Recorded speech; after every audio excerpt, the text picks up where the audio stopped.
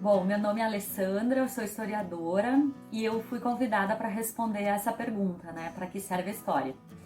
Bom, gente, eu diria que a história serve para tudo e mais um pouco, né? Então eu vou tentar falar um pouco desse tudo. Eu acho que a história ela serve principalmente para que as pessoas elas consigam se situar no tempo e no espaço em que elas vivem, né? Consigam compreender melhor esse tempo e perceber também esse percurso até o hoje, né? Até esse nosso tempo presente. Perceber que se sucederam uma infinidade de experiências, né? Uma diversidade de formas de viver, de amar, de trabalhar, de lutar, de pensar. E eu acho que isso amplia muito o nosso repertório cultural, né? A nossa forma de enxergar o mundo.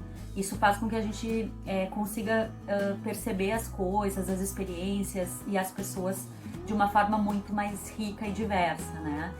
E as coisas, elas têm uma história. E a história, ela serve justamente para desnaturalizar as coisas, né? Ela nos dá ferramentas para a gente perceber que tudo que está ao nosso redor foi construído, não é natural. Então, nesse sentido, conhecer a história também é muito libertador, porque nos dá a certeza de que as coisas se transformam, né? A história, ela nos apresenta um horizonte de mudança que ele é muito potente e também esperançoso em alguma medida, né? Porque as coisas elas podem ser reconstruídas, elas podem ser experimentadas de outras formas. Então, especialmente assim para momentos como esse em que a gente vive, né? Marcado pela pandemia, mas também no caso do Brasil, pela emergência de discursos e práticas autoritárias, por uma desigualdade super extrema, pela perda de direitos de uma parcela bem grande da população. Eu acho que compreender que ao longo da história diferentes pessoas e grupos, né, experimentaram, viveram essas situações extremas e também conseguiram resistir, conseguiram forjar outros caminhos, né? Eu acho que isso nos ampara e também nos fortalece. E eu acho também que tem alguns elementos que são muito subjetivos, assim, em relação aos quais a história ela também serve, né? E aqui eu falo de questões que são mais individuais, que estão relacionadas às nossas percepções sobre o nosso lugar no mundo, sobre quem a gente é e o que a gente se tornou, sobre a nossa identidade, as nossas dores, né?